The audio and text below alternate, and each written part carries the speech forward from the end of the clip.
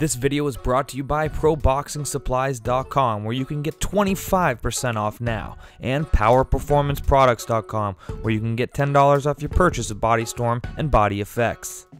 Welcome to MMA Today. This is our second episode, our show where we go to local gyms. Today we are at Rain Training Center, Lake Forest, California. I am joined by all-around great guy and UFC superstar here, Mark Munoz. Thanks for taking the time, Mark. Appreciate it. Oh, no problem, Spencer. Always a pleasure having you here and always being on your show. So thank you for allowing me to be on your show. Appreciate it. And just talk quickly about the team that you have here at Rain Training Center. Got a ton of guys, up-and-comers, UFC guys all over the place. Yeah, you know, I just like Field of Dreams. If you build it, they will come. Mm-hmm. And just me having different relationships with different gyms, you know, with going to LA and training at, the Body Shop, training at different gyms and there in San Diego, and just are all around. I've been able to create relationships with different people and different guys, and they, you know, when I was approached to open up a gym, I was like, I don't think I'm ready to open up a gym, but I opened it up and I let those guys know, and they came and they end up liking it, and now I have a bunch of guys here. So it's cool to be able to have great training partners to train with, and I don't need to go elsewhere. I could stay here and train and get the most out of everything that I have here. So I'm very blessed to be able to have it. Talk about some of the guys that you train with here. Yeah, so I have Jake Ellenberger, Jason Malin Miller, I have Lou Pauly, I have Emmanuel Newton, Brett Cooper, Satoshi Ishii. I have, who else comes? Joey Beltran comes, Brendan Vera, Hiron Gracie, he does jiu-jitsu. There's Danny Perez is in the background, Shannon Slack is in the background here. Up-and-coming guys, I have Kayla Valentin, I have Shannon Slack, I have Nick Jordan. Women's MMA, I have Jessica Penne, Ashley Evans Smith. I have Kiana Rain comes here. Man, it's just, I know I'm forgetting people, but yeah. Is it a bit surreal having the growth of the sport, and then right here in this hotbed here in Los Angeles? I mean, it's quite the blessing. It is. It is quite the blessing, and I'm very, very, very blessed to have this and what I have, and I try to put as much into it as I can, and then try and invest into everybody that comes, and try to create a positive environment for everybody to thrive under and train well. Because I coached for 10 years, man, at the Division I level, and I know what it takes to run a team. Well, you of course have your upcoming fight against Chris Weidman, July 11th in San Jose, UFC on Fuel 4. But first I want to talk about UFC 148, Chael Sonnen and Anderson Silva, the middleweight championship, which you will be, I'm sure, watching with open eyes. Talk about the matchup, both guys you're familiar with. So I have history with both guys. Anderson, been a training partner for mine and a friend for over 1.5 years. He's a great guy, unbelievable guy, and I tell you about my Bruce Lee story, Bruce Lee moment with him.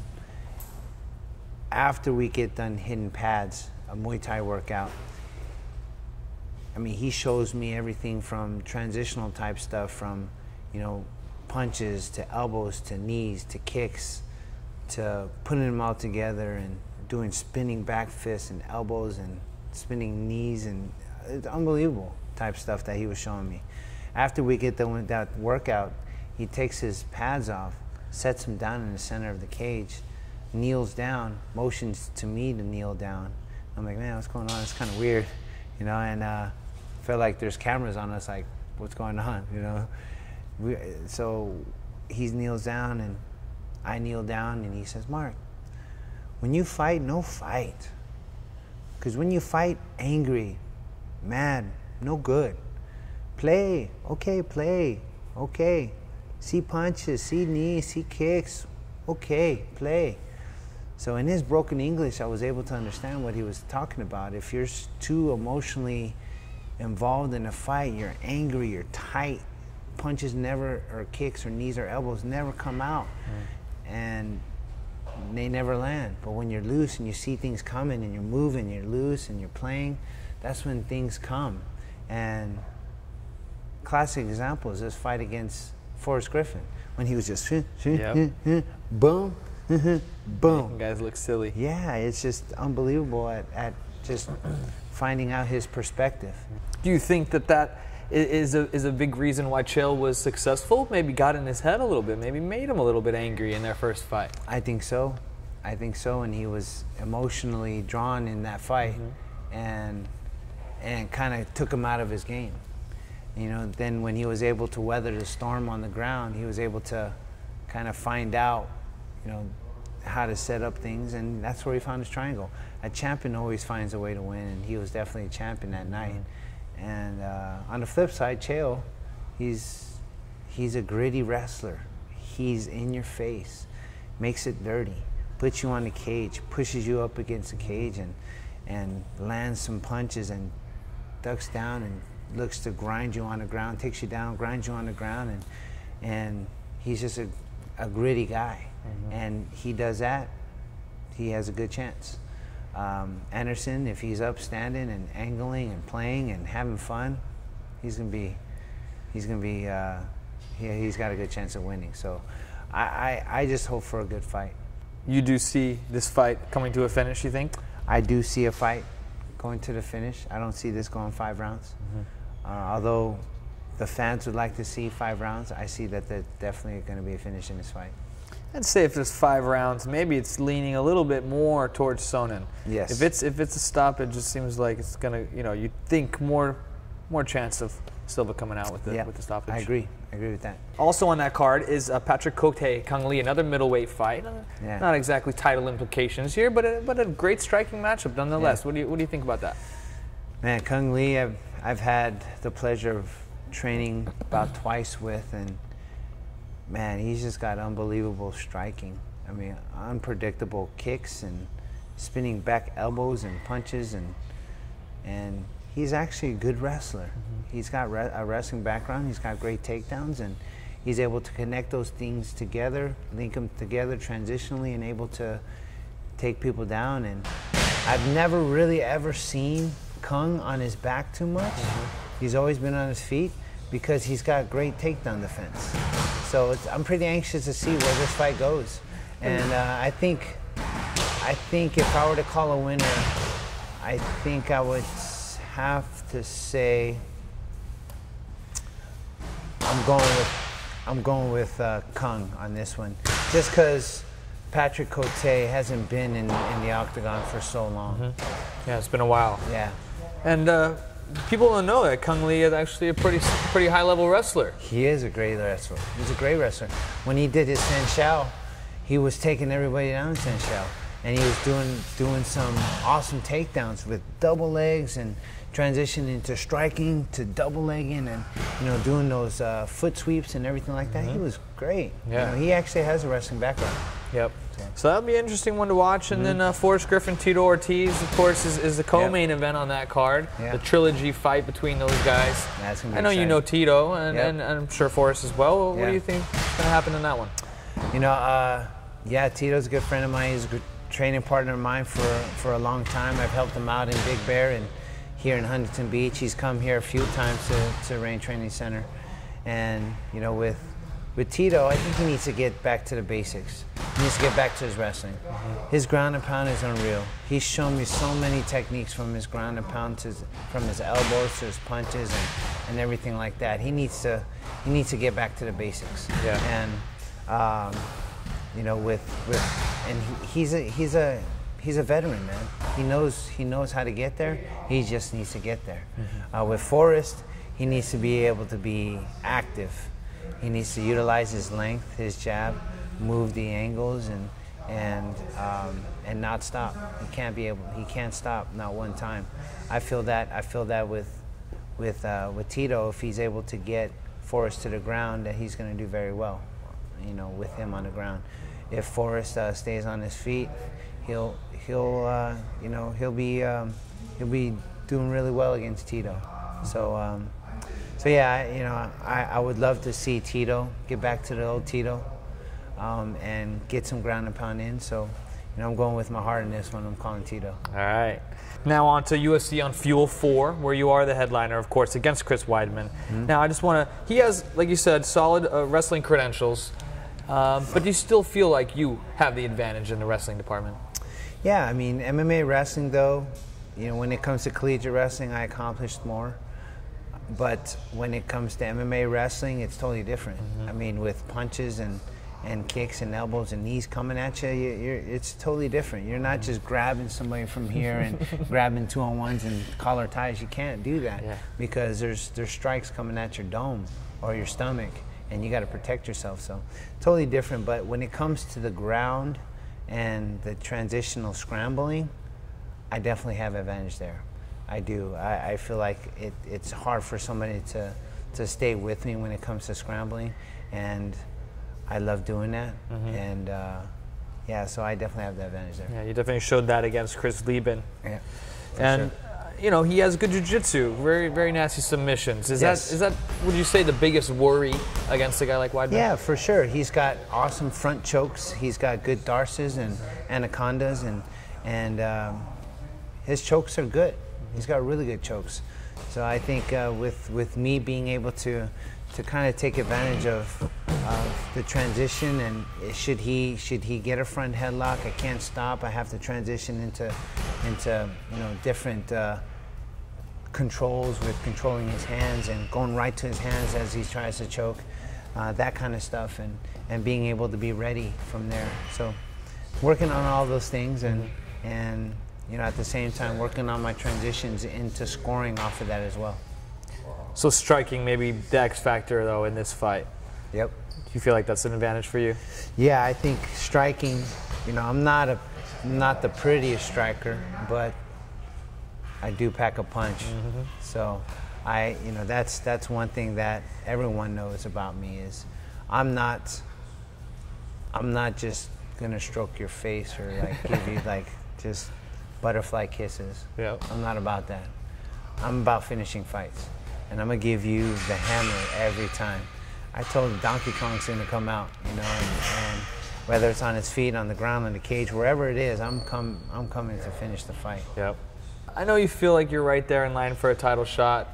This is an opponent I'm sure you would have sort of not expected. You would have expected someone different, obviously, with what happened with the Chael Sonnen fight. Has it been difficult at all to keep your motivation up for this fight? I have long camps, and I have 15-week camps. And usually in my camps, I'm highly motivated every time. About the 12th week, people are like, Munoz, what's wrong with you? You're not coming in with the same spark. I'm like, no, I am. But then I noticed that I was like, man, should I prove myself again? I mean, my injury, did it cause that much of a backslide? But Chris Weidman is a viable opponent. Definitely. He is. You can't sneeze at him, man. He's somebody that's wanting to be a champion too. Yep. He's undefeated for a reason. He's an unbelievable mixed martial artist. So, but at the same time, I feel that I earned my stripes in this division. That I've done everything I can in this division and in this organization to deserve a title shot. And when I get past him, I'm gonna be demanding a title shot for sure. And I feel I've done everything that I can to be able to do that. And I don't want to get looked past again. I want that shot. I want to be the man, and I'm gonna try to do all I can to get there. Definitely going to go more into that in part 2, but just wanted to talk about the rest of the card. Like you said, Joey Beltran's here, getting some work in. I'm excited for that fight, man, because he can take a licking and he can give it, and he's fighting a guy who's the same way, who hits like a mule, in James Tahuna. Talk about that one. Yeah, James Tahuna, he's great. I saw him in Australia when he fought, and yeah, he's got hands, man. He's got power, and Joey Beltran, I tell you what, he's got just unbelievable heart and grit, and he comes at you and he doesn't stop. It's great, and I'm just being able to just show him different things when it comes to transitional stuff on the takedown and how to get back up and that kind of thing. But with Joey, you can't teach heart. Sure. You can't teach grit. Yep. And he just wants to learn different other things to add to his game, and I'm excited for him in this fight. How's he looking at 205? You looking faster and lean, ready to go? Oh, yeah, man. He looks like a different guy. Yeah? Oh, man. He takes his shirt off all the time now. Yeah, he looks like a different guy for sure. That's awesome. Yeah. And then TJ Dillashaw, a guy you're quite familiar with, of course, is on the card. I'm excited for that as well. I mean, this is a kid, you know, I don't go around telling everybody, I think you have a, you know, title championship type of potential, and he's one of the guys that I did tell and noticed it in. He's evolved so much already. Talk about him. I coached TJ at Cal State Fullerton when he was wrestling there, and some of the practices that I saw, he would just be so intense and aggressive and just yell because he was so just wrapped up into what he was doing wrestling wise. And I'm like, brother, you need to fight. He goes, you think so? I said, yeah, you need to fight. I said, come to my gym and just come train. And he did, man. And he was here for quite some time. And we didn't have any small guys really at his size. And now we have a lot of small guys. But it wouldn't be fair to him if I kept him here. So I told him, I said, man, you need to go up to Northern California. You need to be with Uriah and all those guys. You need to be with Team Alpha Male, because if I kept you here, I'm gonna do it just for all my own selfish, you know, reasons. You need to go up there and you need to go develop. And I would have loved to seen him stay down here, but you know, because I end up improving our lightweights, and we have a lot of lightweights, but I'm so happy that he's up there.